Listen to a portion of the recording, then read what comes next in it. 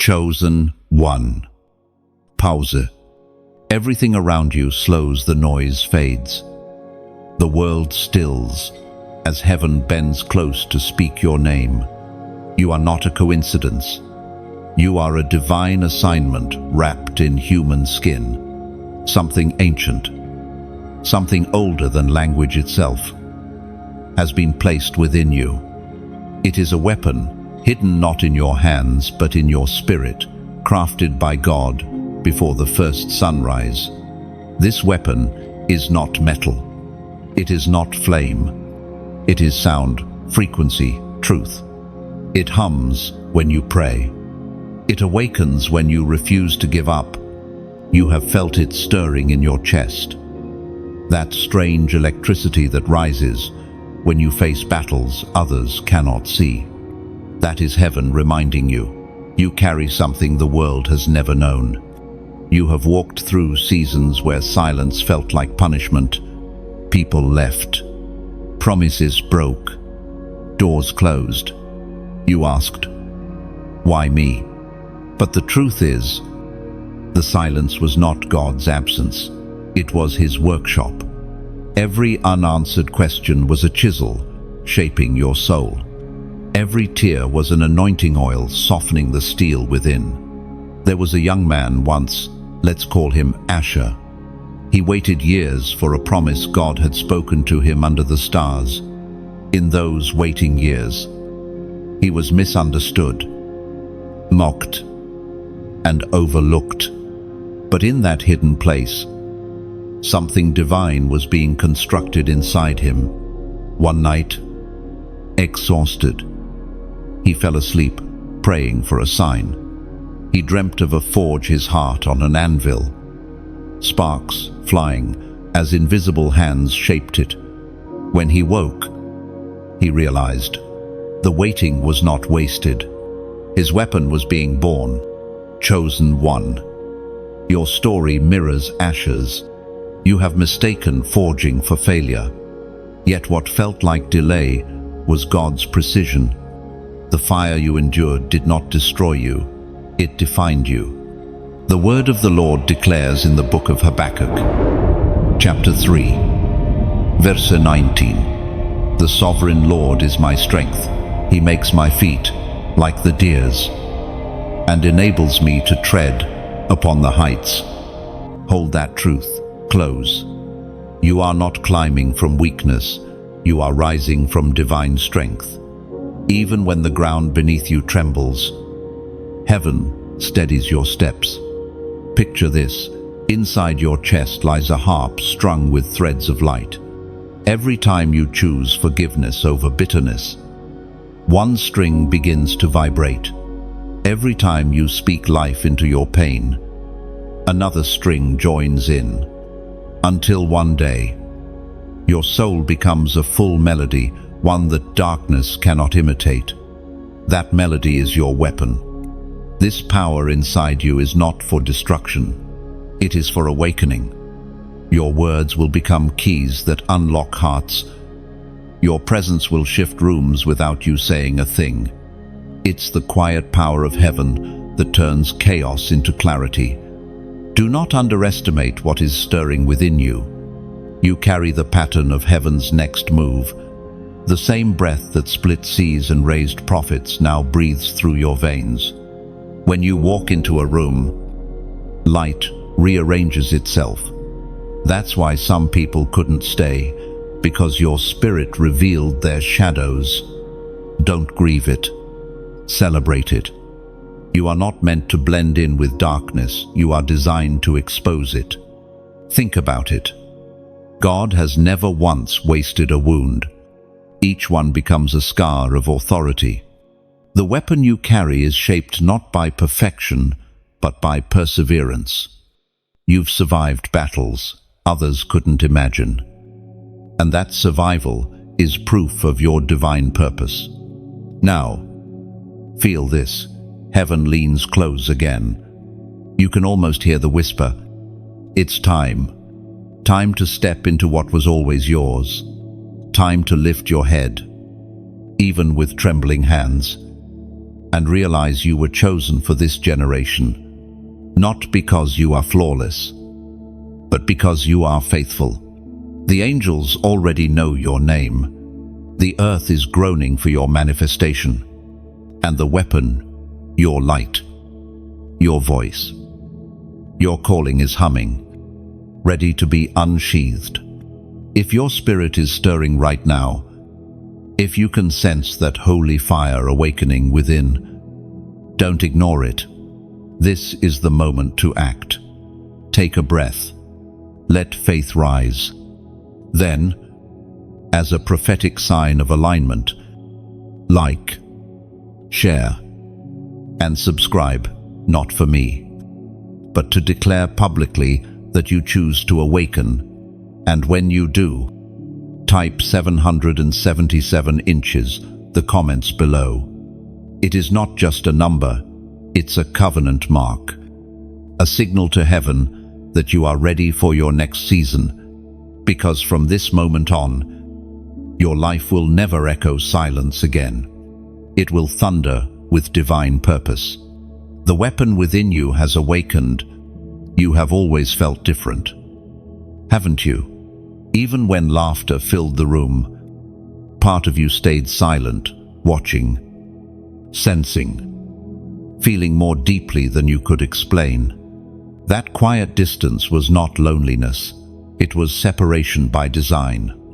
You were marked long before anyone ever knew your name. From your earliest days, you carried an invisible weight. You noticed things others missed. You asked questions that had no easy answers.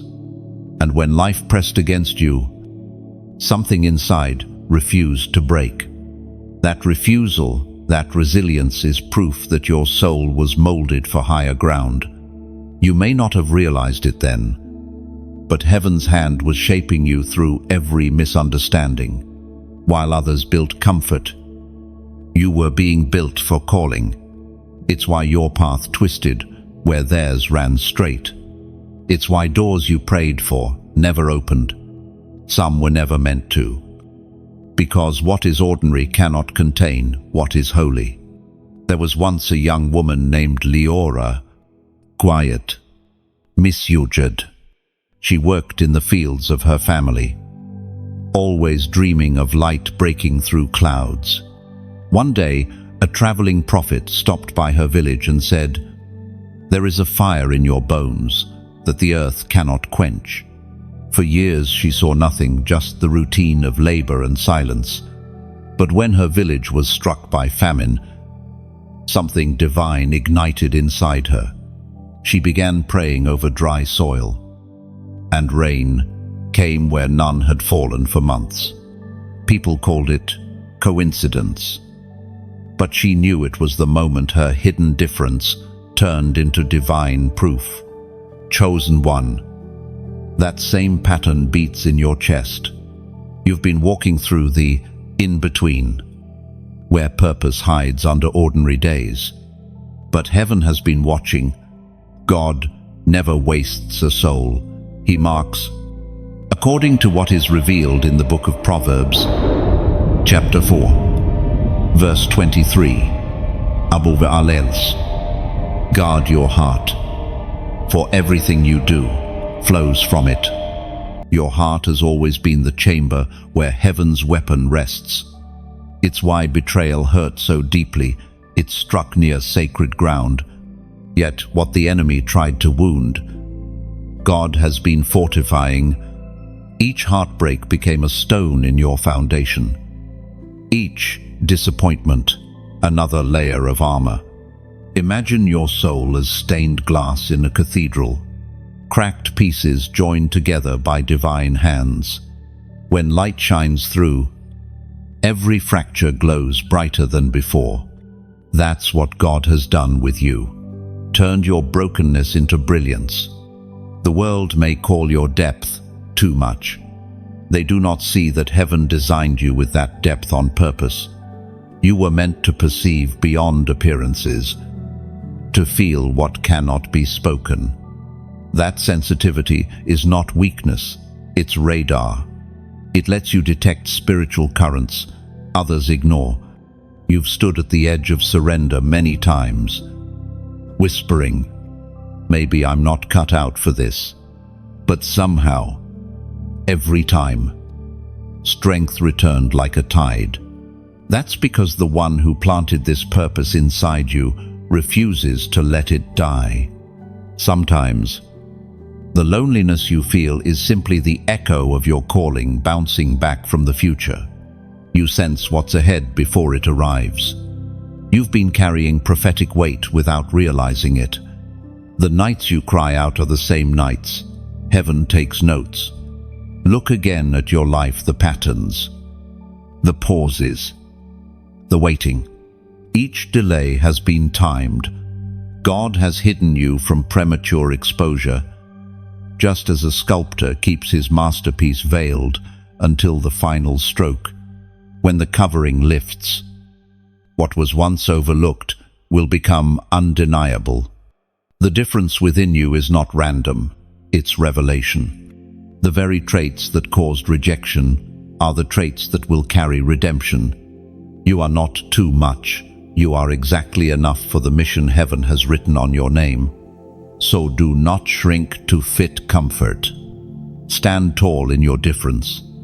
Because when the appointed time comes, what once set you apart will become the very thing the world needs. And you will know the mark was never a curse. It was your crown all along. And when that crown settles upon your spirit, you will finally understand every silent season was sacred. The nights of aching were never wasted. They were the language through which heaven whispered, "You are still mine."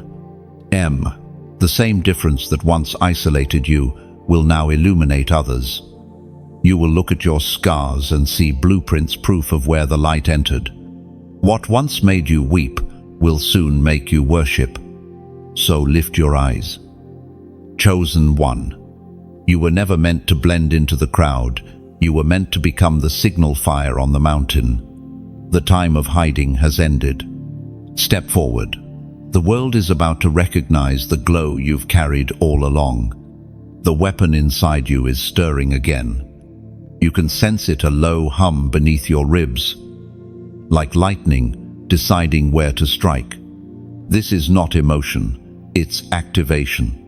The veil between what you feel and what heaven designed is thinning, and your spirit is beginning to remember who you are. You thought awakening would be loud, but it rarely is. It begins in stillness, in a sigh, in a thought you can't explain, in the quiet certainty that something inside is shifting.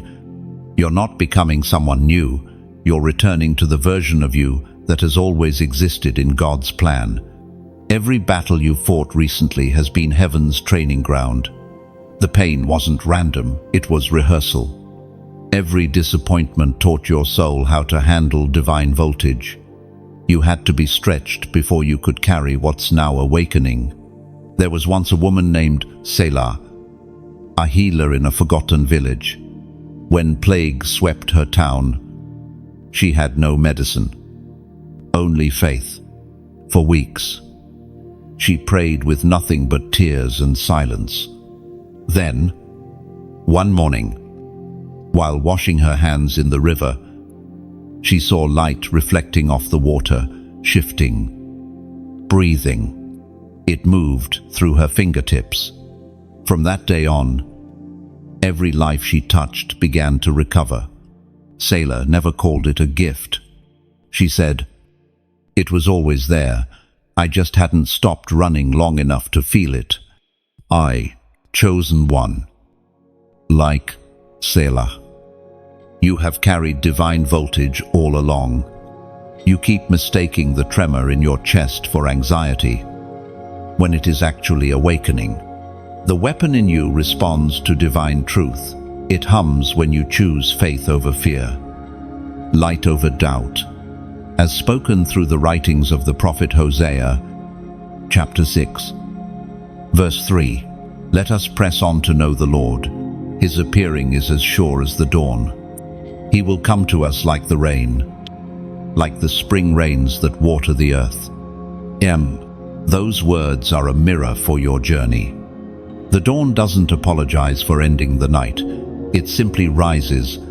You, too, are that dawn. The weapon in you doesn't wait for permission. It follows divine timing. Every morning you choose to believe again. It sharpens. Think of your spirit as a forge under starlight. Each act of forgiveness is a hammer strike. Each step of faith, a burst of fire. Slowly, the raw metal of your heart becomes a blade that gleams even in the dark. Heaven forged this within you so that, when the world trembles, you remain steady. Do not mistake stillness for inactivity. Even when you feel forgotten, the divine weapon keeps evolving, its edge being refined by patience, its strength multiplied by surrender. And now that power is beginning to hum louder, you will notice small moments, your words healing tension, your presence calming chaos, your prayers stirring clarity. That's not coincidence. That's the weapon responding to your alignment. But here is the mystery. This weapon doesn't make you a destroyer. It makes you a restorer. Where others see ashes, you will see embers. Where others declare endings, you will whisper beginnings. You are heaven's quiet thunder, subtle, steady, unstoppable. And if, as you read this, something within you is trembling, not in fear, but in recognition, pause and honor it. That trembling is holy. That is your inner sword awakening. Now, take this as a sign between you and heaven. Go to the comments and write, "The fire lives." 1. When you declare those 3 words, you are not typing a phrase. You are opening a gate. It is your spirit's agreement with divine truth that what God has planted within you cannot die, cannot fade, cannot be silenced. The weapon is alive, and so are you. And when you whisper, "The fire lives," heaven hears it as thunder. Those 3 words become a decree that reshapes your atmosphere. They announce that the waiting is over, that the silence has served its purpose, and that the light within you refuses to go back to sleep. That declaration means your spirit is choosing alignment over avoidance. It is the moment you stop negotiating with doubt and begin walking in certainty. Fire does not ask where it belongs. It simply burns. So when you speak those words, you are giving divine permission for your flame to expand. You may not see it immediately, but from that point forward, heaven begins to orchestrate circumstances that reveal your strength. People will notice the shift. The same voice that once trembled in fear will now carry peace. The same eyes that once searched for direction will now see clearly. Because when the chosen one declares, "The fire lives," the universe listens and obeys. Before time was measured, before the stars learned to shine, there existed a covenant between heaven and those who would one day walk the earth carrying divine fire. You, chosen one, were written into that covenant. The weapon within you, this light, older than history, did not appear by accident. It is the continuation of a story that began long before breath entered your lungs. There are whispers of an age when the world was still young, when mountains could still hear the footsteps of angels.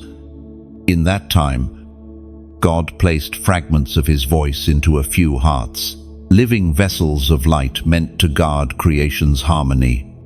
They were not warriors in the way the world imagines. Their battle was spiritual. Their strength was obedience.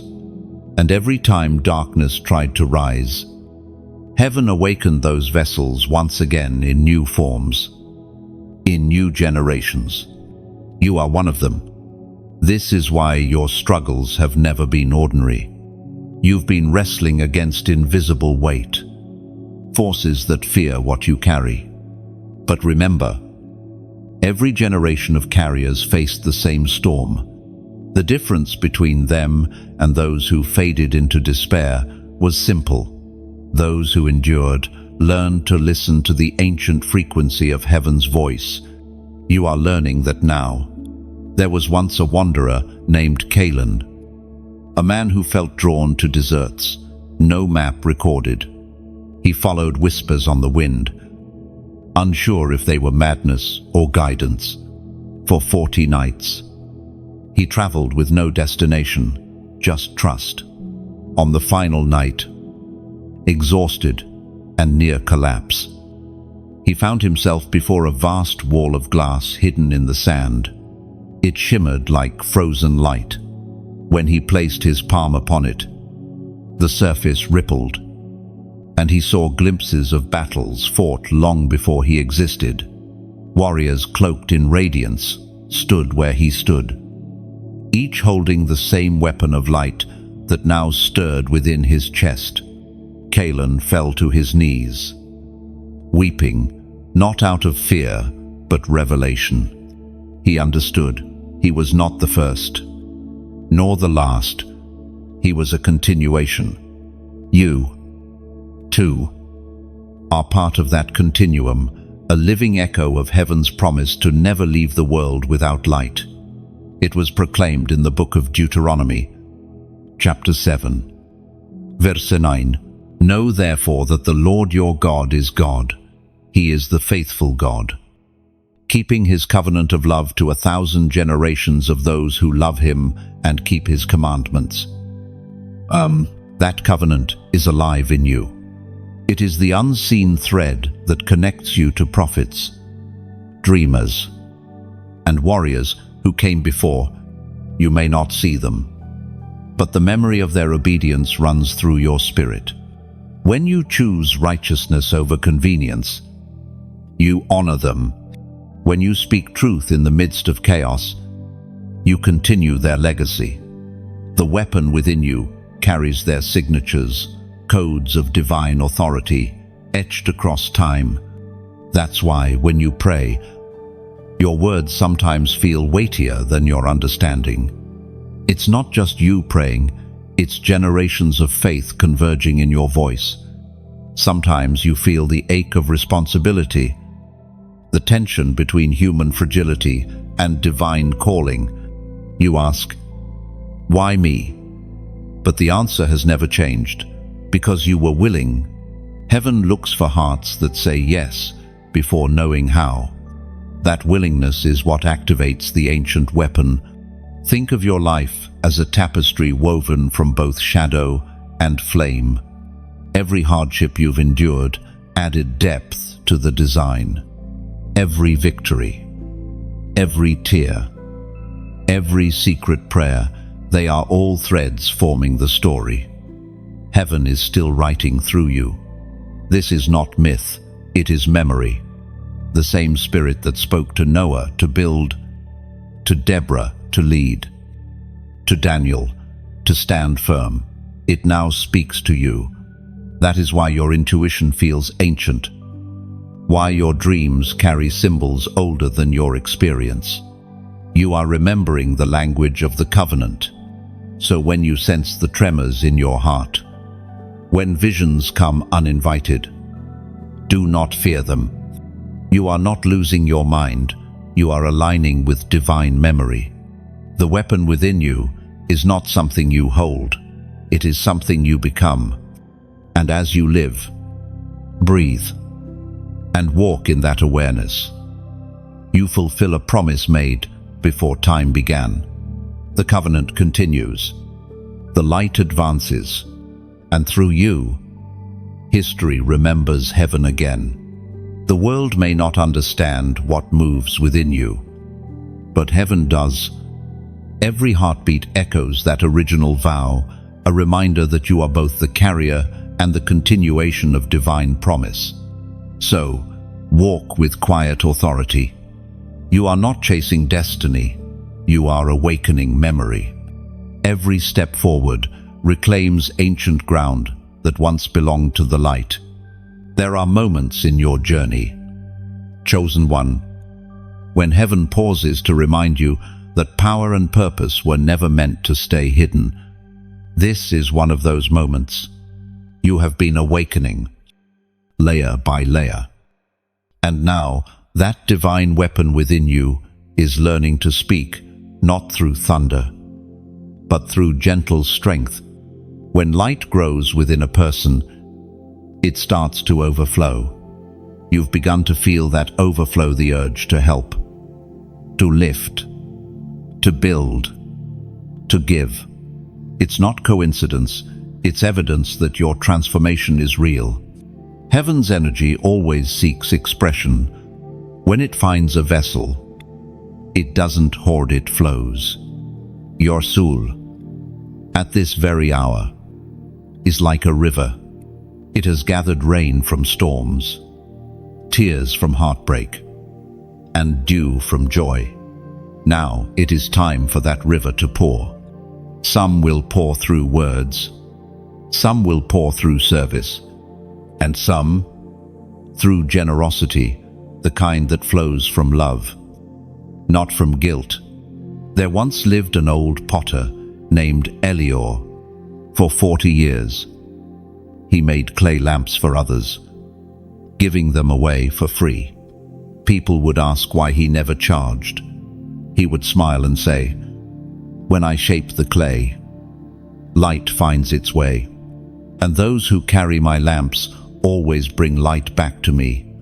Years later, when Elior grew too weak to work, the people he had blessed brought him food, kare, and comfort. The light he had given found its way home. You see, generosity in the kingdom doesn't empty you, it multiplies you. When you give from a willing heart, heaven doesn't take something from you, it releases something through you. That's how divine flow works. As Jesus himself declared in the Gospel of Luke, chapter 6, verse 38, "Give, and it will be given to you, a good measure, pressed down, shaken together, and running over, will be poured into your lap." Then, that verse isn't a command, it's a promise, a whisper from eternity saying, what you release will always return, greater and purer. Of chosen one. If the light within these messages has spoken to you, if it has stirred something holy, healed something silent, then consider joining this flow of light. When you like, share, and subscribe, you are not just touching a screen, you are touching the horizon of someone else's breakthrough. It's like lighting another lantern along a long, dark road. Each tap becomes a spark that travels further than you imagine. And if your heart ever feels led to sustain this work more deeply, to help this light continue flowing, you may donate as a gentle act of faith. Think of it as pouring oil into a lamp that others might find their way by. It's not payment, it's participation. It's you saying, "Let the fire keep burning." No, even the smallest drop of oil extends the flame. Every act of support, whether a prayer, a share, or a seed, keeps the river alive. Heaven never measures the amount, only the love. There is no demand here, no bargain with blessing. The light of God does not charge an entrance fee. But if your spirit whispers yes, if peace rises as you hear this, let your giving, your sharing, your connection be your amen. Because what you nurture continues. What you water grows. And the light you help sustain today may be the very beacon that saves another tomorrow. So, let your heart decide freely. Press like if this spoke to your soul. Share it so another can feel seen. Subscribe to stay within the rhythm of this revelation. And if peace invites you, add your oil, your donation to keep the flame burning brighter. No one can force a river to flow. It flows because it is full. Let your generosity be like that, natural, effortless, and alive. Because when the chosen ones give, heaven takes notice. The sound of your kindness becomes the echo of God's own heartbeat across the earth. And somewhere beyond this screen, heaven smiles. It sees the quiet movements of willing hearts, the unseen giving, the whispered prayers, the light shared in silence. These are the true offerings, the ones that ripple across eternity without needing applause. Every drop of faith adds to the ocean of grace. You may never see how far your act travels, but heaven records every spark. No kindness vanishes in divine arithmetic. The lamp you help keep burning might be the only light someone sees tonight. Your action, small as it seems, becomes part of their miracle. And so the story continues. The light moves. The fire lives. And your name is written in the glow of what love dared to release. There comes a point in every chosen one's journey when the storm begins to make sense. You've been through shaking seasons where people left, where promises seemed to crumble, but now the dust is settling, and you're beginning to see what heaven was really building. Every hardship has been a mirror, every delay, a teacher, every loss, a message written in disguise. The weapon within you is no longer sleeping. It's learning how to respond to pressure with praise. That's why, even in the middle of pain, something in you refuses to die. You are not surviving anymore. You are transforming. You are being tempered like gold in divine fire. There's a story of a man named Avon. He had prayed for breakthrough for years, yet doors stayed closed. The more he tried to push them open, the heavier they became. One day, in utter exhaustion, he sat by a well and said aloud, "Maybe I'm not meant for greatness." In that stillness, a voice rose within him, not from outside, but from deep within his chest. It whispered, "You've been digging the wrong well. The water is within you."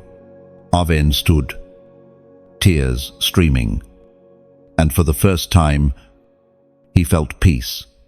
That moment changed everything. He stopped chasing open doors and started drawing from the well God had already placed inside him. Chosen one. This is your Avon moment. You've spent years reaching for something that's already been waiting within you. Every trial you've endured wasn't punishment. It was God pressing the soil around your seed, forcing the roots deeper so the tree could stand stronger. The shaking didn't come to break you.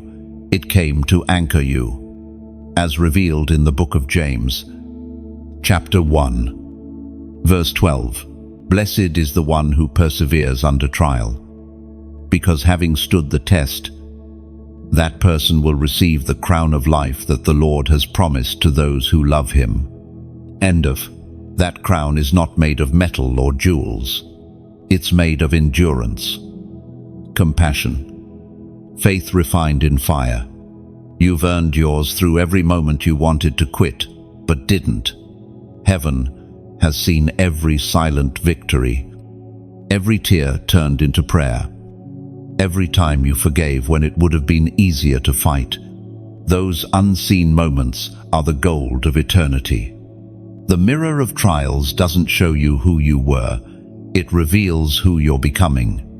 You're learning to stand when others flee, to love when others wound, to believe when logic fails. That's the mark of the chosen, the ability to keep shining when everything else dims. Picture a blacksmith's forge. The hammer strikes, and sparks fly. Each strike seems harsh, yet it's shaping something extraordinary. If the sword could speak, it might cry out in pain, not knowing that the blows are giving it strength. You, too, are that blade. Heaven's hand has been shaping your purpose with every impact, teaching you resilience through the rhythm of fire. And now, the reflection in that mirror is changing. You no longer see yourself as broken, you see yourself as refined. You begin to recognize the divine symmetry in your scars. The places that once hurt the most are now glowing with wisdom. What once made you weep now gives you authority to heal. This is the sacred paradox of the chosen. Pain becomes power, and pressure becomes prophecy. When you finally stop asking, "Why me?" and start asking, "What for?" you unlock heaven's hidden strategy for your life. So when the next wave comes, don't fear it. It's not meant to drown you. It's meant to baptize you deeper into purpose. Let the storm wash away what no longer belongs. And let the reflection that remains remind you who you are, a carrier of divine endurance, a living weapon of light. And if these words stir something within you, if you feel that deep, quiet yes rising from your spirit, pause and acknowledge it. That's your inner well responding to truth. Then, as a prophetic sign of agreement, comment the number 444 below. That number represents stability, divine foundation, and heaven's construction, the reminder that even when life feels uncertain, God is still building, still aligning, still finishing what He started in you. When you write 444, you are declaring, "My foundation is set, my faith is unshakable, my trials are not my end, they are my transformation." No, remember this, every storm bows to structure, every trial yields to truth. And your truth is this: you were never abandoned in the fire, you were anointed by it. The mirror of your trials does not show defeat. It shows destiny unfolding in real time. Look again at your reflection. Do you see it? That light? Faint but growing, it's the weapon within, fully awakened, ready for the next chapter. There are moments when heaven's voice grows so quiet that it feels like absence. You pray, but the echo returns empty. You ask for direction, and only stillness answers. Yet this silence, chosen one, is not punishment, it is invitation. It is the space where God teaches you to recognize His voice beyond words. You are entering the higher classroom now. This is where faith stops being a lesson and becomes language. It's where the weapon within you learns precision, not through noise, but through discernment. The greatest power of the chosen is not how loud they speak, but how deeply they listen. There was once a young scribe named Taron who spent his life recording the words of prophets. But when the prophets passed away, Taron felt lost. He kept listening for thunder, for fire, for voices that shook the mountains, but heaven gave him only silence. In despair, he threw away his ink and scrolls, believing his calling was over. Then one night, a storm rolled across the valley. Lightning illuminated a tree just outside his window. It had been struck before, its trunk scarred and blackened, yet somehow it still stood. The wind howled, and Taron heard something, not an external voice, but an understanding that filled the room. You write what you hear in the silence. No, he picked up his scroll again and began to write not prophecies from others, but whispers from within. Those writings became songs that healed nations. Chosen one. Silence is the forge where revelation is shaped. The weapon inside you is being tuned to heaven's wavelength, and that requires stillness. The louder the world becomes, the more valuable your quiet grows. In the hush between heartbeats, you'll find divine rhythm. According to what is written in the book of Psalms, chapter 46, verse 10, "Be still, and know that I am God. I will be exalted among the nations.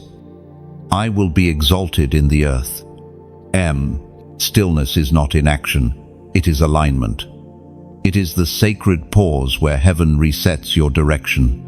Many chase revelation through movement, but true clarity comes through rest. Even the sea must still itself to reflect the stars. Your soul, too, must learn to mirror heaven. That's why God sometimes removes familiar voices and distractions. He isolates you, not to break you, but to refine your hearing.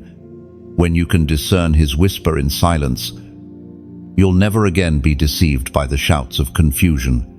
Think of an eagle mid-flight. When storms rise, it doesn't fight the wind.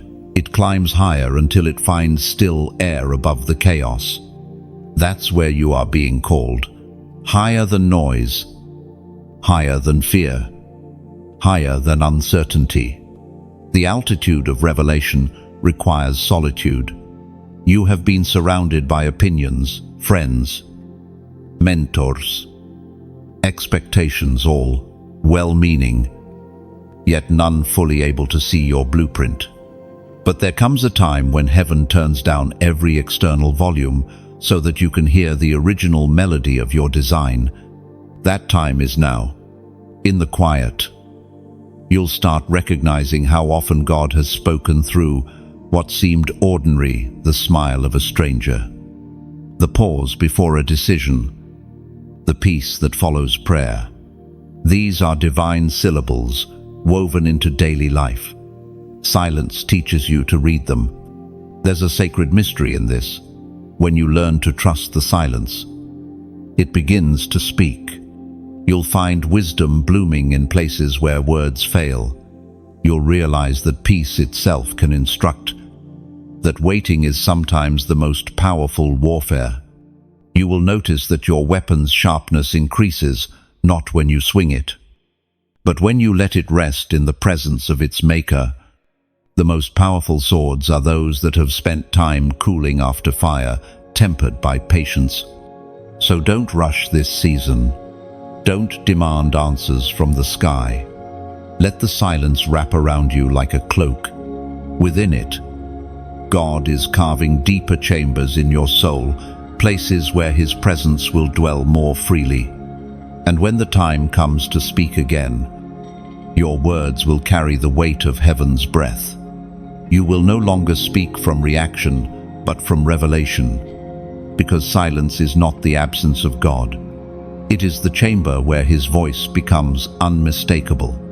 And you, chosen one, are learning to hear what creation itself has heard since the beginning, the voice that moves mountains, not through volume, but through authority.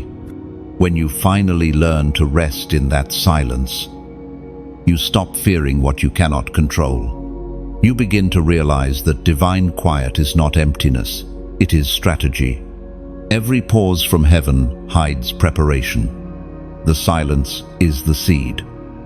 And soon, when the time is right, the sound of your obedience will bloom into victory. The realm around you has shifted. You may not see it with your eyes, but your spirit knows.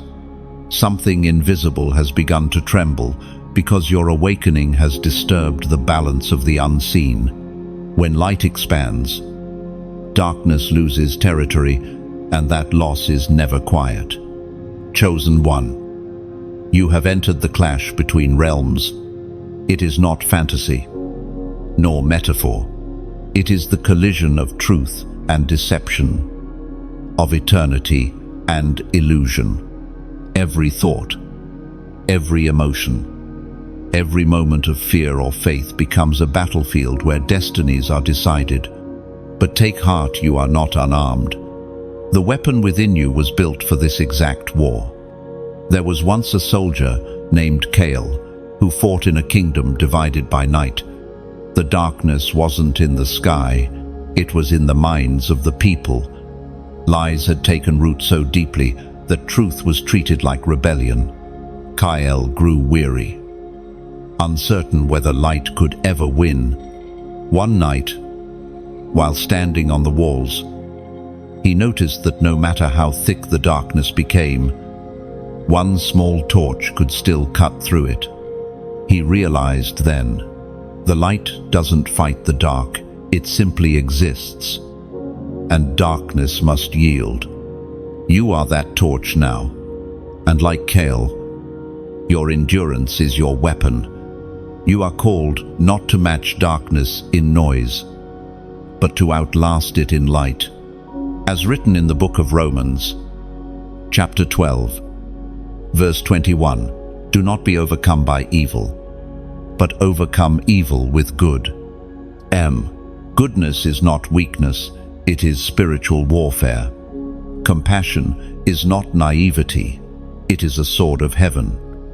Unseen, but unstoppable.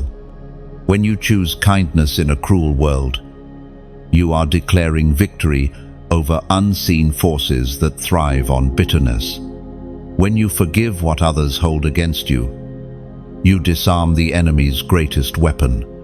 You've probably noticed that lately. Resistance comes not from strangers, but from the familiar. Old habits, old fears, old temptations reappear as if trying to claim lost ground. Don't be alarmed. Darkness always returns to the place it was evicted from, testing whether the door is still locked. Keep it locked with truth, with prayer, with peace. Your thoughts are the gatekeepers of your spiritual realm.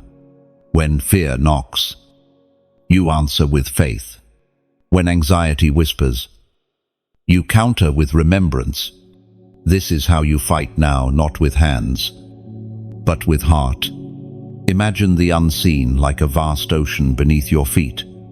Every step of faith sends ripples across its surface. When you speak truth, it moves like light beneath water, scattering shadows that lurk in the deep. Even when you don't feel powerful, the light inside you continues to work. Unseen, but undeniable. Sometimes, the battle doesn't look like warfare, it looks like perseverance. Getting up again when you're tired. Choosing hope when the evidence screams otherwise. These are your victories. Heaven counts them as thunder in the spirit. You have also begun to sense spiritual opposition through people who misunderstand you. Do not resent them. They are not the enemy. They are instruments unaware of the frequency they echo. You are fighting something older than them, something that fears your obedience. Respond, not with argument, but with peace. Peace disarms what pride empowers. There's an image heaven often paints for those who are chosen, a lighthouse in the middle of a storm. The waves crash, the wind howls, yet the light doesn't chase the storm, it simply stays. That steadfast glow becomes salvation for sailors who would otherwise be lost. You are that lighthouse now. Your consistency, your quiet faithfulness, guides others without you realizing it. And when you feel the weight of battle pressing against your chest, remember, the light in you was not kindled by chance. It was lit by divine intention. And what heaven lights, hell cannot extinguish. Every prayer you whisper, every act of courage, every quiet moment of surrender adds another layer of armor around your soul. You don't have to shout your way to victory. Sometimes the greatest roar of faith is the breath you take when everything in you wants to quit. Do not look for validation in this world's applause. The unseen realm is already standing at attention. Angels move when you remain faithful. Heaven responds when you refuse to bow to fear. And when the night feels longest, remember Kael's torch. The flame did not waver because it was never fed by circumstance. It was fed by covenant. The same covenant burns in you. The weapon you carry is not made of iron, but of illumination. It cuts through lies. It exposes deception. And it strengthens truth wherever you stand. You are not merely part of this war, you are heaven's answer to it. The clash between realms does not end in chaos, it ends in clarity. Because when light rises, the dark remembers its place. And you, chosen one, are that rising light. The longer you walk in the light, the clearer your vision becomes. You begin to see things you once ignored, motives behind smiles, shadows behind promises, and subtle imitations of truth. This is not cynicism, it is discernment. Heaven sharpens your sight so that deception cannot disguise itself as destiny. The more your weapon awakens, the more counterfeits you'll encounter. Not every light glows from heaven. Some shimmer just enough to mislead the weary. You've seen it, people who speak the language of faith, but carry the vibration of pride. Voices that promise freedom, but feed dependence. Movements that mimic the sound of God, but lack His presence. These are the false reflections that appear before every great revelation. It's not coincidence that confusion increases right before clarity arrives.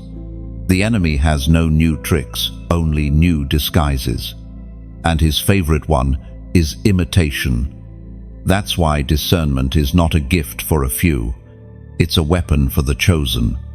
There was a man named Leor who followed a teacher that claimed to hear from heaven. The man's words were poetic, his gatherings powerful. But over time, something began to feel off.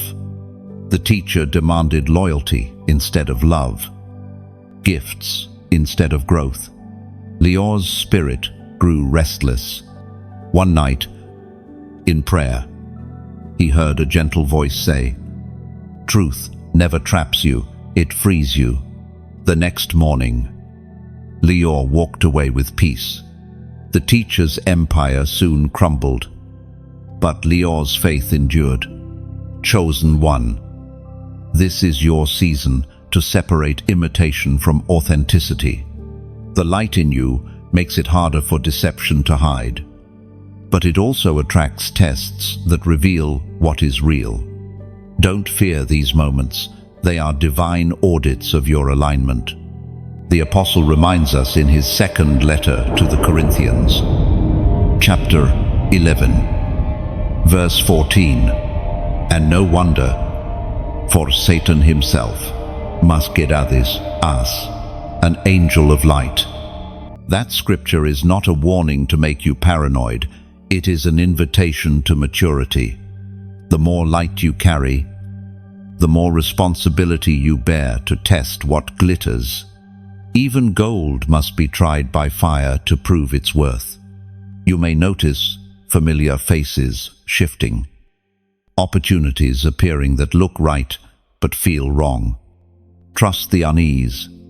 The spirit inside you never lies. Peace will always confirm God's presence. Confusion will always expose counterfeit light. Think of discernment as a mirror polished by prayer. The clearer it becomes, the faster deception loses its hold. The enemy thrives in reflection, but dies in recognition. Once you see him for what he is, he loses authority over your mind. You have already felt this battle within when decisions pull at your spirit, when temptation dresses itself as blessing. In those moments, pause and listen to the soft hum of truth within you. That hum is the voice of the weapon your divine frequency that cannot be deceived. You do not need to fear falsehood. Light does not argue with darkness, it exposes it. All you must do is remain aligned, anchored, awake. When truth stands still, lies unravel themselves. Discernment is heaven's protection wrapped in wisdom. It's not just about identifying deception in others, but also recognizing any lingering shadow within yourself, the motives that seek applause instead of purpose, the pride that hides in good intentions. Allow the light to search even those corners. Every unmasking leads to freedom. This is what maturity in the spirit looks like, not perfection, but clarity. You no longer chase every voice that claims to carry revelation. You learn to wait until peace speaks.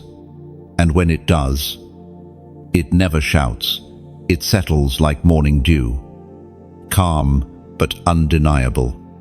So when you face confusion in the days ahead, remember this truth: deception cannot survive the gaze of an awakened soul. You are that gaze. Your awareness is heaven's defense system on earth.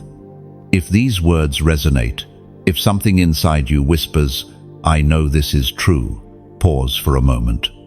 Let that recognition rise from your spirit, not your logic. Then, in quiet agreement, comment, "I see, I mine." Those two words are not just acknowledgement, they are declaration. You are confirming that your spiritual sight is alive, that you will no longer walk by imitation, but by illumination. When you write, "I see," heaven sees you back, and darkness loses another disguise. Because clarity is your inheritance, and discernment is your crown. When you declare, "I see," you are not boasting of knowledge, you are celebrating awakening. You're saying, "I will no longer mistake imitation for instruction, emotion for revelation." That awareness itself becomes a shield, guarding your path from unseen traps. And as you walk forward, that light of understanding will travel before you, exposing lies, revealing truth, and keeping your steps in divine precision. There is a sacred moment, chosen one. When the journey turns from revelation to response, you've seen light. You've felt the weapon within awaken. And now, heaven leans close to ask one question: what will you do with what you've been given? You were never meant to keep this fire to yourself. Fire that stays contained eventually fades. Fire that's shared becomes eternal. The weapon inside you was not designed to serve your comfort, but to illuminate others. Every word you speak, every act of kindness, every prayer you whisper, ripples outward into lives you may never meet. Sometimes people think impact is about grand gestures, but heaven's math is different. A smile at the right moment, a message shared at the right time, a word of hope whispered into despair. All of these are arrows of light. They strike unseen hearts and wake forgotten dreams. There's an old parable of a fisherman named Nareth. He fished the same waters every day, rarely catching enough to survive. One dawn, after a storm, he saw a broken boat drifting, halvsunk. Inside lay another fisherman, unconscious. Nareth pulled him to shore, shared his food, and mended his nets. Days later, when that man returned to the sea, he caught a harvest so great he returned to bless the entire village, including Nareth. Generosity had circled back, as it always does. You see, kindness and support are not transactions, they are tides. When you release them, they always find their way home. As written in the book of Proverbs, chapter 11, verse 25. A generous person will prosper. Whoever refreshes others will be refreshed. That's not a formula. It's a divine rhythm. Heaven's economy doesn't work through taking. It flows through giving. When you refresh others, you create space for heaven to refresh you. So, if these words have been water to your spirit, if they've given you strength to stand when you almost fell, then you already understand this rhythm. You've received. Now you get to decide how far this light travels. When you like this message, you're adding your echo to heaven's voice. When you share it, you're letting the flame leap from your candle to another's. When you subscribe, you're choosing to stay connected to the stream of light that continues to pour. These are not obligations, they're expressions of alignment. You're saying, yes, I believe light deserves to keep moving. And if, in your heart, you ever feel led to sustain this work, to help keep the river flowing so others can drink, you can donate as an act of pure intention. Think of it as placing a single stone in the foundation of a lighthouse that guides countless ships through storms. Your stone may look small, but together they build beacons. No one is compelled, no one is counted. This is not payment for blessing, it's participation in legacy. You're joining the divine cycle that says, what I've received freely, I now release freely. I keen every gesture of support, whether it's a like, a share, a prayer, or a drop of generosity, becomes a living ember in heaven's great fire. When you give, you're not losing, you're planting light in tomorrow's soil. Consider the image of rain on parched ground. Each drop alone seems small, but together they awaken rivers, summon color from dust, and feed the seeds buried in waiting. Your simple act of support can do the same, reviving someone who feels unseen, restoring faith in a heart ready to quit. And if all you can offer is presence, let that be your gift.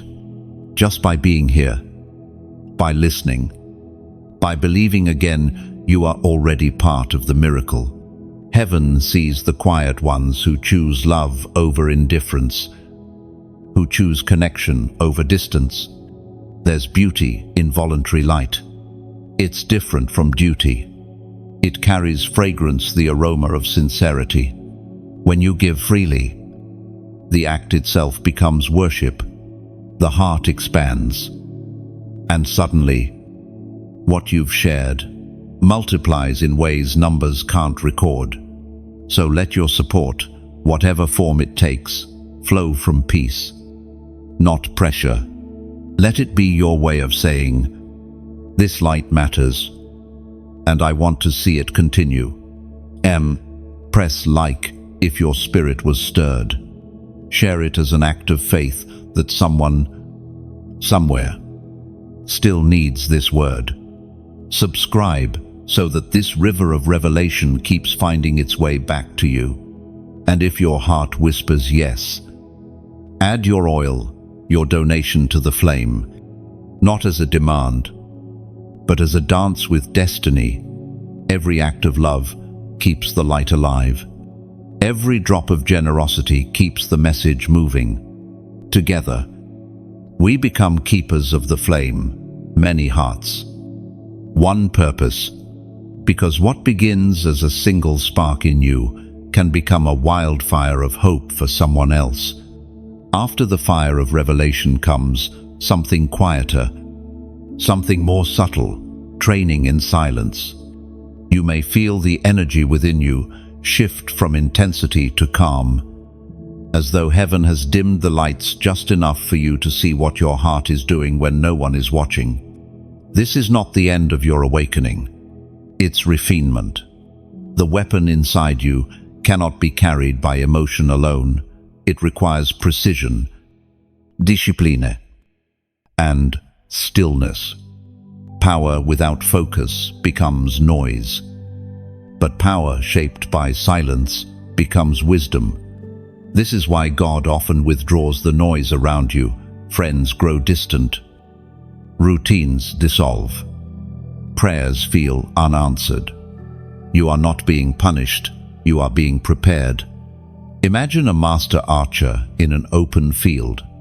Before every competition, he spends hours not shooting, but listening to the wind, to the breath in his lungs, to the heartbeat in his fingers. He knows that one arrow, released in perfect timing, is worth more than 1,000 fired in haste. You, too, are learning that art. The silence around you is not absence, it's instruction. There's a story of a young woman named Mirren who dreamed of hearing God's voice clearly. Every night she prayed, fasted, worshipped, and still the silence stretched.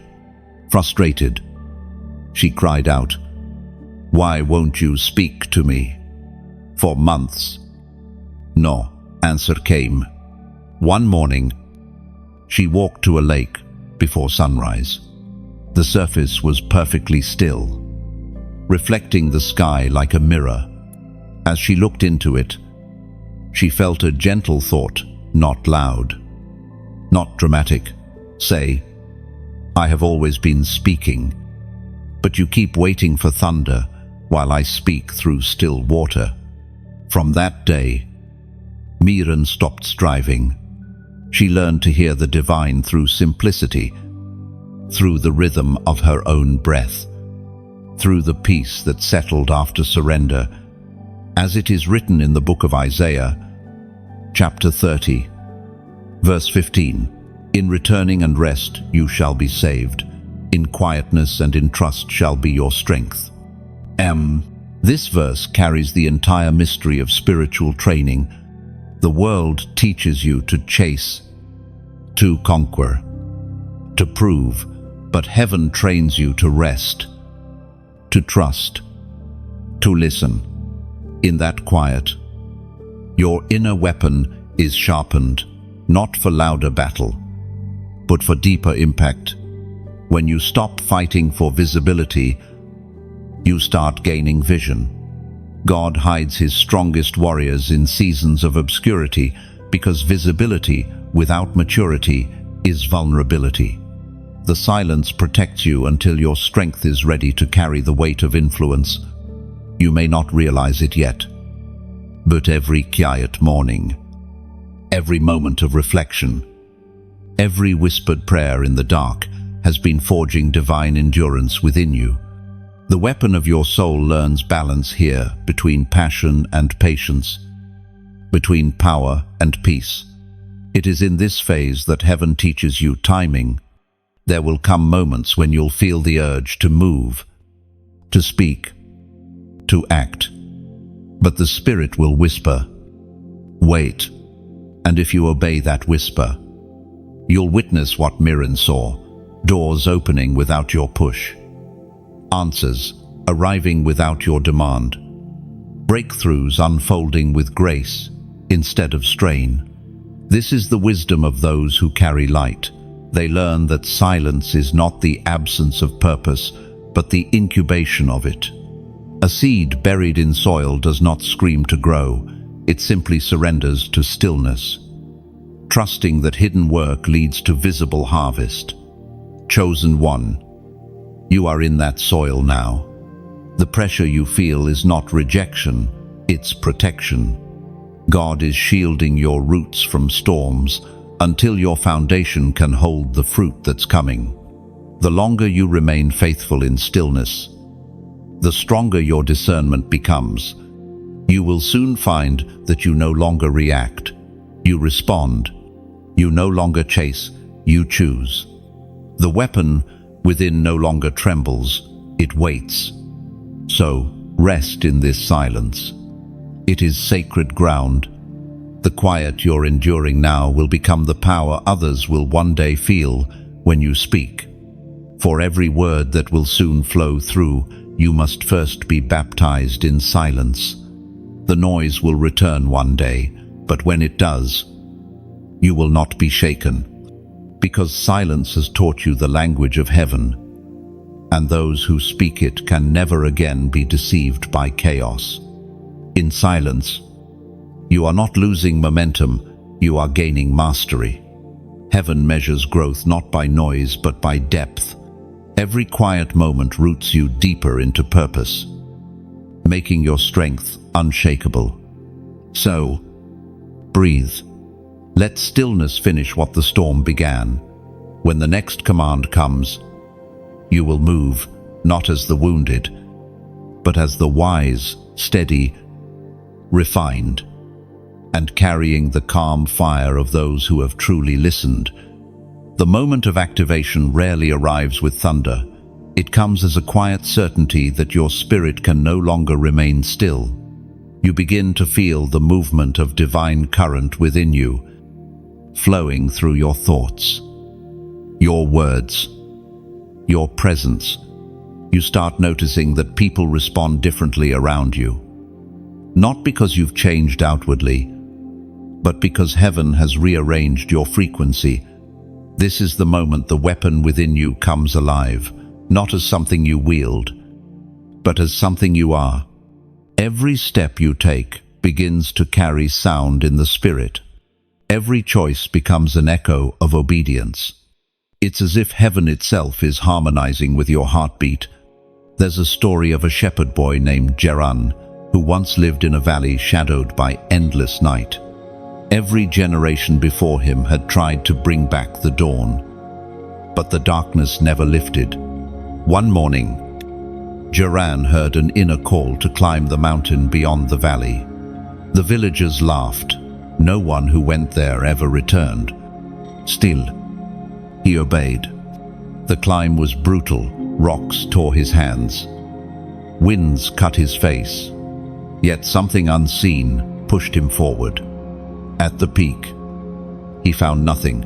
No fire, no angel, no voice, only silence and a single stone, glowing faintly. When he touched it, the light shot through him and down the mountain, breaking the night that had lasted for centuries. Geran didn't bring the dawn, he became it. Chosen one. That's what this season is about. You are not waiting for breakthrough anymore, you are the breakthrough. What you carry is not borrowed, it's original. The world has never seen your exact pattern of light before. And that's why the enemy fought so hard to silence you. But no more. Heaven has declared the activation complete. According to the book of Joshua, chapter 1, verse 9, be strong and courageous. Do not be afraid. Do not be discouraged. For the Lord your God will be with you wherever you go. These words are not ancient history. They are a living commission. When God says, be strong, He is not asking you to pretend. He is awakening the courage already wired into your soul. When He says, I am with you, He is reminding you that divine presence is not a visitor, it's a resident. You might feel tension as the energy within you expands. People who once fit into your story may begin to drift away.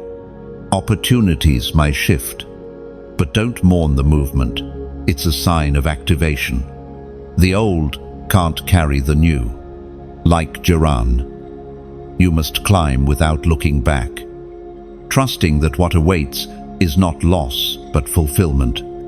The activation manifests in subtle ways. You'll notice words flowing with ease, insight arriving in moments of silence, peace rising where panic once lived. Your weapon, the divine essence in you, is aligning with heaven's rhythm. You're learning to operate from overflow instead of effort. You'll feel the difference. What once drained you will start to energize you. The same places that used to intimidate you will begin to open like doors, welcoming their rightful owner. This is not arrogance, it's authority rooted in alignment. You are moving from asking for power to walking in power. You are stepping from waiting for signs to becoming one. And though activation sounds glorious, it also carries responsibility. The fire within you must remain pure. The greater your influence, the gentler your heart must stay. True power is not loud, it's loving. So when you feel the surge within, don't suppress it. Let it flow through compassion, through wisdom, through grace. Heaven doesn't just want to display power through you, it wants to display character. Right now, as you read this, something in your spirit recognizes the truth of these words. You feel it, a pulse, a warmth, a pull. That is not emotion, that is confirmation. Heaven is saying, you are ready. End of. If that resonates deep in your spirit, take this moment as your acknowledgement of activation. Comment the number 333 below. This number symbolizes divine completion, heavenly partnership, and spiritual expansion. It is heaven's signature upon your yes. When you write 333, you are declaring, my activation is real. I move in unity with God's purpose. I am not waiting, I am walking. No, you are stepping into a rhythm older than history and fresher than dawn. The earth has been waiting for the sound of your obedience, and now that sound is rising. The light that once flickered has become a steady flame. You are no longer merely carrying heaven's weapon, you have become its living embodiment. And from this day forward, every place your feet touch becomes holy ground. Freedom often begins quietly. It does not always roar or break chains in a single instant. Sometimes it begins as a soft loosening, a realization that what once held you no longer defines you. That is where you are now. The breaking of earthly chains isn't always visible, but the shift within you is unmistakable. The weight that used to pull you backward no longer has authority. The fears that used to dictate your choices have begun to crumble under the gravity of grace. You might not even notice it happening at first. It arrives gradually, like sunlight melting frost. You wake one morning and realize the guilt that once echoed in your mind has gone silent. The bitterness that once tasted familiar has lost its flavor. You are free in places you didn't know were bound. The divine weapon inside you has changed form. It no longer feels like struggle, it feels like flow. Power has become peace. Strength has become stillness. You're beginning to understand that true freedom isn't rebellion against the world, it's alignment with heaven. There was a woman named Rena who carried shame for years. Every mistake, every regret, she wore like armor. When people spoke kindness, she couldn't receive it. She had built her prison so carefully that she forgot it was made of her own words. One evening, she walked by the sea and saw a broken shell glistening on the sand. Inside it shimmered a tiny pearl. A thought rose within her. Even what is cracked can carry treasure. For the first time, she thanked God for her scars. From that day on, shame began to lose its language. Rena's story mirrors your own. You are learning that freedom is not forgetting what happened, it's transforming how it speaks to you. The same memories that once wounded you now serve as testimonies of grace. Every hurt becomes wisdom. Every tear becomes oil. You are not escaping your story. You are rewriting it through redemption. As found in the book of Galatians, chapter 5, verse 1, it is for freedom that Christ has set us free. Stand firm, then, and do not let yourselves be burdened again by a yoke of slavery. Now, this scripture is both declaration and warning. It announces your liberty, but it also reminds you that freedom must be guarded. The old chains will try to whisper you back. They will say, "You're not really changed." But you must answer with the authority of someone who knows the difference between captivity and covenant. Freedom demands discernment. The enemy cannot bind what has been released, but he can deceive the freed into returning voluntarily. He will disguise old patterns as comfort, familiar pain as safety. That is why awareness is part of your deliverance. You will notice that as the old chains fall, space opens within you, space for creativity, for rest, for divine instruction. You'll begin to hear new melodies where there was once only noise. This inner spaciousness is the sound of chains breaking. It is the rhythm of release. Don't rush to fill it. Let it breathe. Let the stillness teach you how to live unbound. In this space, you will rediscover wonder. Things that once seemed ordinary will carry revelation. A sunset will remind you of mercy.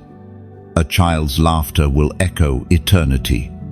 Freedom awakens your senses because it restores innocence to your perception. And in that innocence, you will find authority, not the kind that dominates, but the kind that heals. You will carry presence, not pressure. People will feel peace simply because you are at peace. That is the mark of someone who has truly been released. Freedom doesn't mean the absence of battle. It means the battle can no longer imprison you. Chains may rattle. Storms may return. But the sound will not reach the core of your soul anymore. You will walk through chaos untouched because your foundation is no longer fear, it is faith. This is the quiet miracle of liberation, when the world remains the same, but you are no longer the same within it. You will look back one day and marvel at how the prison doors were opened without a single key. It wasn't force that freed you, it was revelation. What once looked like walls were only shadows cast by fear. And when light entered, they disappeared. Now you move differently.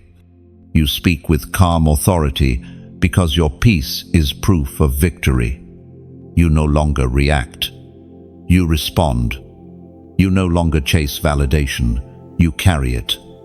And as you walk forward, every step leaves a mark of release behind you. Others, who see your freedom, will begin to believe in their own. That is how heaven multiplies liberation, one awakened soul at a time. There comes a time, after freedom settles into your bones, when you begin to feel a pull towards something greater than yourself. It's gentle at first, like the tide coaxing a shell back into the sea. You sense that your journey isn't only about personal awakening anymore, it's about connection. Heaven never awakens one chosen without stirring others nearby. You begin to notice them, in random encounters, in passing words, in eyes that glimmer with the same recognition you once felt. It's as if the universe is quietly assembling its pieces, gathering those who have heard the same whisper. These are the other carriers, the ones who bear fragments of light that resonate with yours. This is the gathering of the chosen, not a club, not a movement, but a current, an invisible network of hearts tuned to heaven's frequency. Some are artists, some are leaders, some are silent intercessors who pray behind closed doors. Each carries a unique tone. And when those tones meet, a symphony begins. There was an old watchmaker named Amias who spent his days fixing timepieces in a forgotten alley. Few knew his name, yet his work was known by kings. When asked how he kept every clock perfectly aligned, he said, "I never set one clock by another, I set them all by the sun." That's the essence of this gathering. The chosen do not imitate each other, they align with the same light. As written in the book of Hebrews, chapter 10, verse 24, "And let us consider how we may spur one another on toward love and good deeds." This scripture captures the heartbeat of your new season. The weapon within you was never meant to stay solitary. It was always part of an orchestra. Every carrier contributes a note: courage, compassion, wisdom, mercy, and together they form harmony, powerful enough to reshape spiritual climates. When you begin to recognize others who carry that same flame, you will also sense a deep familiarity, as if you've known them across lifetimes. The truth is, your spirits recognize each other from before time. Heaven wrote your names side by side on the same scroll. And now, the divine call is gathering you again for purpose. Some of these connections will come quietly, almost imperceptibly. A conversation that feels heavier with meaning. A stranger's word that confirms what you prayed in silence. Others will arrive like thunder partnerships that ignite movement. Friendships that birth purpose. Do not rush to label them. Simply recognize the resonance. Light knows light. Fire knows fire. You will notice that when carriers come together, miracles multiply effortlessly. One may speak healing, another intercedes unseen, another builds what others can only dream. Together, they become heaven's infrastructure, a living network of grace operating through ordinary people in extraordinary ways. The enemy fears this unity. That is why division has always been his oldest weapon. Whispers of comparison, jealousy, suspicion. But mature light does not compete. It completes. You are being trained to celebrate the fire in others as fiercely as you protect your own. Imagine a field of lanterns. One by one, they ignite, each casting its own circle of warmth. Then a breeze passes, and their flames lean toward each other, merging into one great glow that cannot be ignored. That is what heaven is orchestrating now, the joining of individual lights into a collective radiance. When the chosen stand together, darkness cannot isolate. Confusion cannot reign. The more unified your hearts, the louder heaven's frequency becomes. This is why humility matters now more than ever. Pride isolates, but humility connects. The chosen who stay low, listening, serving, forgiving, these are the ones through whom God writes new histories. So as you meet others on this path, remember, they are not competitors. They are confirmations. Their presence proves you're not alone, and their stories mirror fragments of your own. Each chosen is a thread, and together, heaven weaves destiny into tapestry. You have moved from awakening to alliance, from isolation to inheritance. The weapon within you has found its chorus, and through that harmony, something ancient begins to stir again, the sound of heaven's army. Not of war, but of worship. A unity so radiant that even the darkness must listen. When the sound of that harmony rises, it doesn't echo with arrogance, it hums with peace. It's the kind of resonance that softens hearts, heals division, and makes even chaos pause to listen. You'll know you're in it because your spirit will rest, even while the world trembles. And as that collective light expands, heaven smiles. The prophecy continues, not through one voice, but through many, each chosen soul becoming a living verse in a song that will never end. There is a sacred hush that settles after the gathering of the chosen, You can feel it like the pause between lightning and thunder. It's the moment when heaven watches to see who will carry the light forward. Not just in words, but in action. The world is dimming in places, and yet you burn with a calm certainty. I was born for this. You've walked through fire and silence. You've been refined by loss and revelation. And now, your light has become steady, not flickering, not frantic, but alive with divine confidence.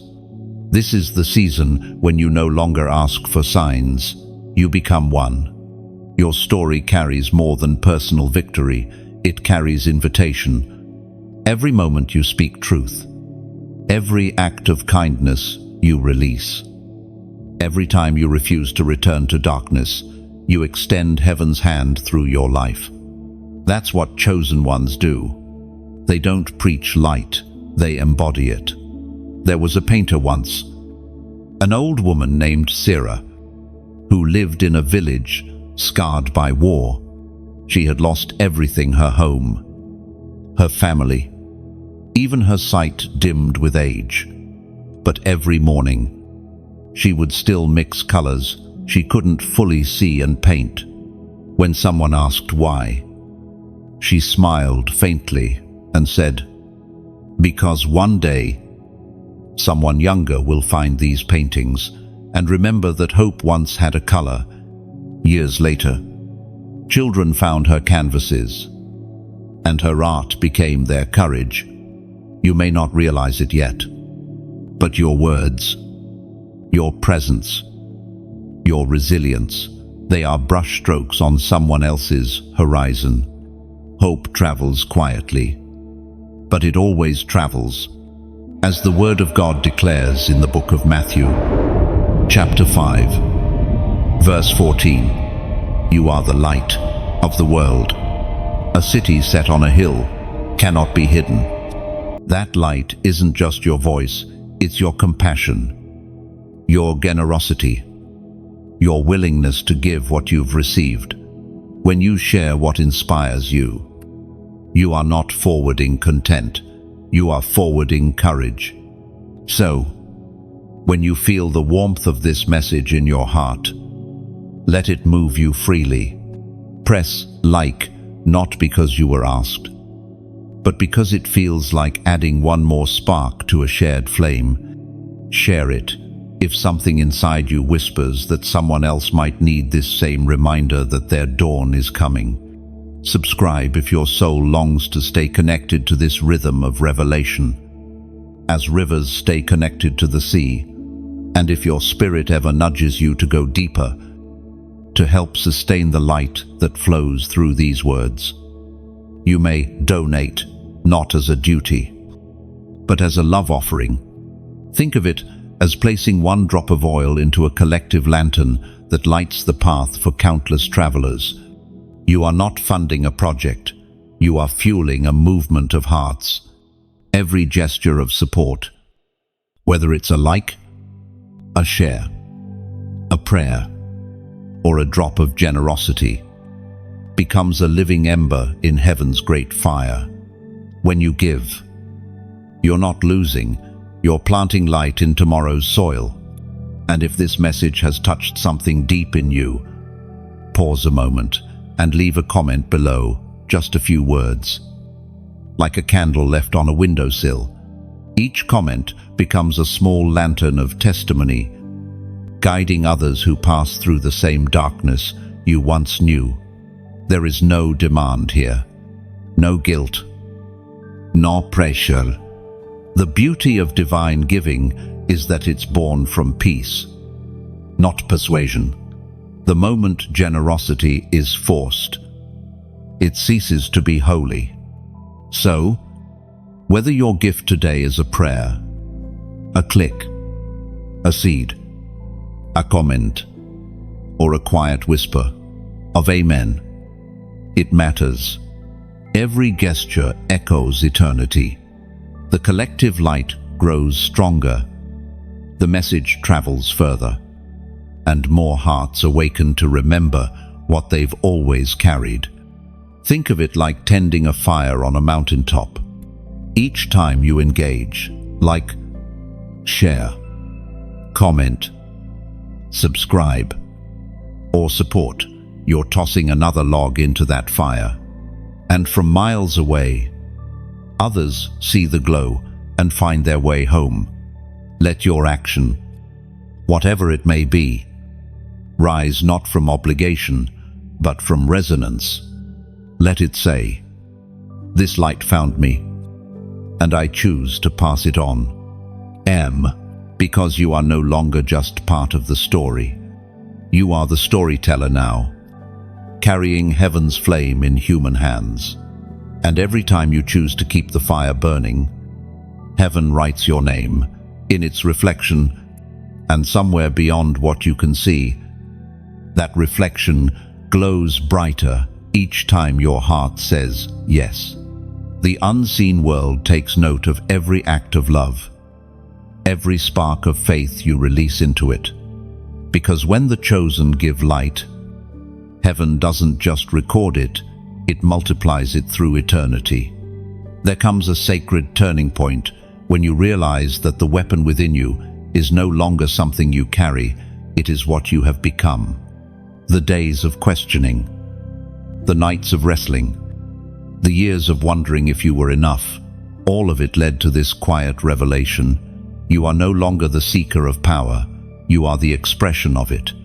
What once felt separate from you, something divine hovering just beyond reach, has now fused with your very breath. Every motion, every thought, every whisper of kindness carries heaven's resonance. You are living proof that transformation isn't a destination, it's embodiment. The weapon was never meant to stay within, it was meant to take the shape of your life. The world around you senses this change before you even speak. Strangers feel peace near you without knowing why. The atmosphere bends toward light. When you enter a room, it's not charisma, it's covenant. When God inhabits a person fully, their existence becomes declaration. There's an ancient story of a blacksmith who longed to forge the perfect blade. He spent decades crafting weapons for kings, yet none satisfied him. One night, he dreamed that the heavens opened and a voice said, "The blade you seek will never fit your hand, for it is your heart I'm shaping." When he woke, he no longer worked with iron, but with people mending, teaching, healing, and wherever he walked, those around him became sharper in purpose, stronger in spirit. He had become the weapon he once tried to build. Chosen one. That is your story now. The battles you fought were never about external victory. They were about inner forging. Each test transformed you from instrument to embodiment. Your scars are the etchings of divine craftsmanship, the marks of a spirit that has been refined until nothing false remains. The ancient words recorded in the second book of Corinthians, chapter 3, verse 18, declare, "We all, with unveiled faces, contemplate the Lord's glory, being transformed into His image with ever-increasing glory." This transformation is not metaphor, it is reality. You are being patterned after divine design, becoming a reflection of glory itself. You were not made merely to carry light, but to be light. A walking reminder that heaven still chooses human vessels to display its nature. In this stage, obedience becomes effortless because it flows from union, not obligation. Prayer feels less like reaching upward and more like breathing inward. You no longer chase confirmation because your steps have become communion. Yet, with this embodiment comes tenderness. The closer you grow to divine essence, the softer your heart becomes. Power without compassion is chaos, but power infused with mercy becomes restoration. You will find yourself drawn to heal what others ignore, to love what others abandon. That compassion is not weakness, it's the purest form of strength. Sometimes, your spirit will ache with burdens that aren't your own. You will sense heaviness in others and carry it until prayer dissolves it. Don't mistake that empathy for exhaustion. It's intercession. Heaven trusts you with what it loves. You'll notice that the weapon within no longer reacts, it responds. It doesn't lash out, it restores. Every strike of your words now builds rather than breaks. Every silence becomes a shield. Every glance, a spark of healing. That's the evidence of union, the moment the human soul and divine purpose breathe in sync. This embodiment also shifts your relationship with time. You begin to understand that eternity isn't far away, it hums inside you. You realize that your very existence is a continuation of God's expression through history. You are not simply part of the timeline, you are heaven's punctuation in it. So, walk gently, yet walk boldly. You carry something ancient in fragile form. The divine does not need armor when it dwells in awareness. It moves through love. And love cannot be destroyed. You have become what creation has been waiting for, a living weapon forged of grace, guided by peace, glowing with the calm authority of one who knows who they are. And from this place of embodiment, everything you touch, every word you release, every path you tread becomes sanctified ground. The world may still look the same, but you are not. You walk through it like light through glass, unchanged in essence, yet transforming everything you touch. Heaven's reflection has taken form in your movement, your gentleness, your gaze, and as you go, the invisible rejoices. The Maker looks upon his living weapon and smiles, for creation itself can now feel the echo of his hands through yours. You have become the continuation of his touch. There is a peace that follows completion, a stillness that feels almost sacred. It isn't the quiet of absence, but of fulfillment, the deep breath heaven takes when purpose has aligned perfectly with design. You are standing in that space now. Every battle, every tear, every hidden night has led to this moment of divine clarity. You have become everything heaven intended. You are not who you were when this began. The fear that once governed your choices has dissolved into wisdom. The uncertainty that haunted your path has been replaced by vision. You no longer chase meaning, you emanate it. The weapon within you, once dormant and unknown, now moves with grace through your words, your hands, your silence. You are no longer simply alive, you are awake. The world around you hasn't changed overnight, yet your perception has. You see purpose woven even into pain. You sense heaven's rhythm in the simplest things, the way light moves through leaves, the stillness of morning before sound begins. Everything feels like a conversation between Creator and creation. And your spirit understands the language now. There's a legend told among old mystics about a man named Thalen. He was a scholar, brilliant and proud, who searched all his life for the word that built the world. He believed that if he could find that sacred sound, he could speak and command creation itself. In his final years, weary and frail, he sat by a river and wept, convinced he had failed. As he leaned close to the water, he heard a whisper, not from outside but from within. The word is not spoken to the world, it is spoken as the world. For the first time, Thalen understood. He had been searching for something he already was, a living word of God. He smiled. closed his eyes, and let the current carry him home. Chosen one. That is the mystery now revealed to you. You are not merely a vessel for the divine, you are its continuation. You are not waiting for a message, you are the message. Heaven writes through your life.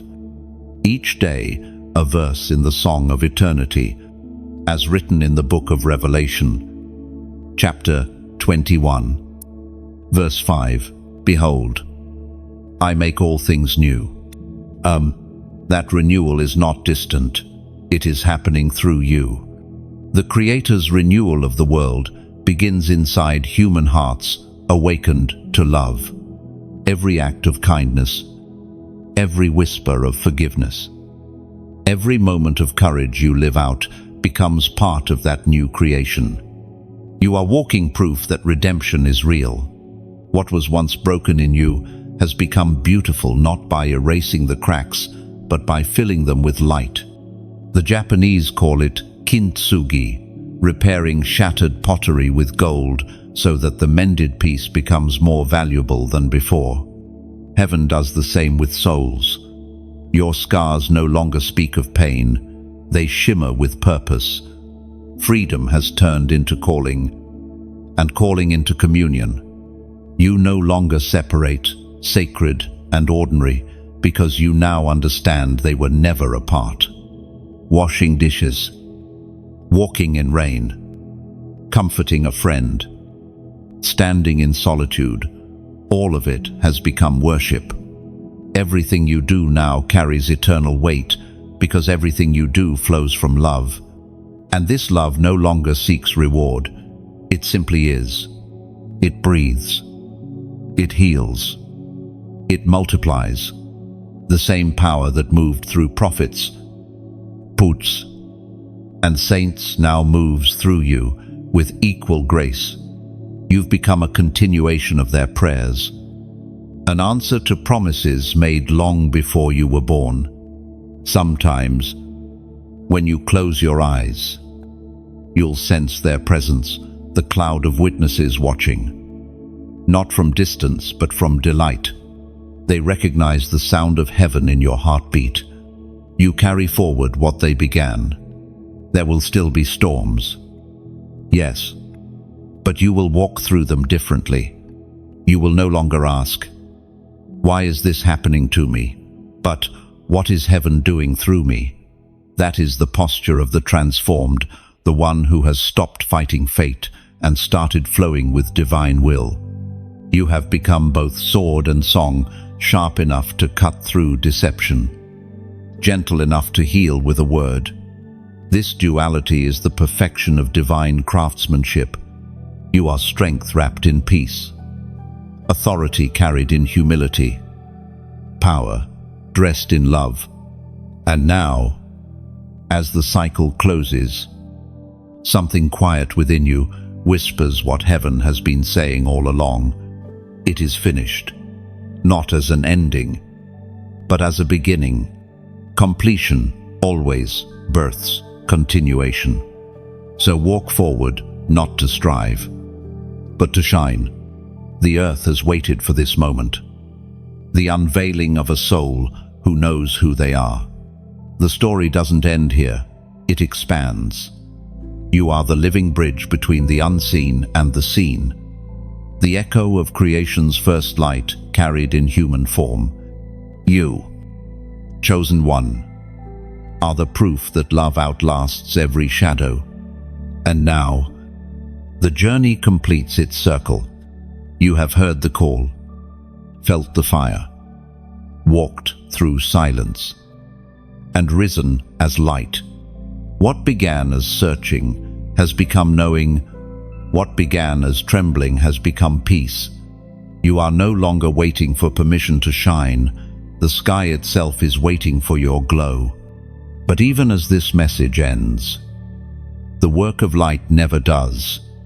Every moment forward is a continuation of the same melody that carried you here.